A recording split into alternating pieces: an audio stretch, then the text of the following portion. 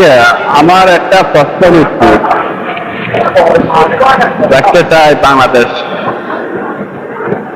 মানুষের কাছে। আওয়ামী লীগ তো 17 বছর ক্ষমতা ছিল, অনেক তারা চুরি চাকরামি দুর্নীতি করছে 17 বছর।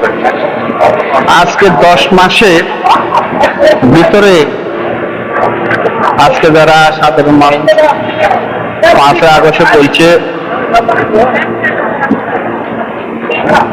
আওয়ামী লীগের বিপক্ষতা, আজকে তারা এটা বলছে 10 মাসে যত দুর্নীতি হয়েছে, যত লুটপাট হয়েছে, যত খুন হয়েছে, যত গুম হয়েছে, এই পর্যন্ত 17 বছরও হয় না। এটা কোন কারণে বলছে সেটা একটু আমাকে বলবেন আপনারা। সব ভালো থাকবেন। আসসালামু আলাইকুম।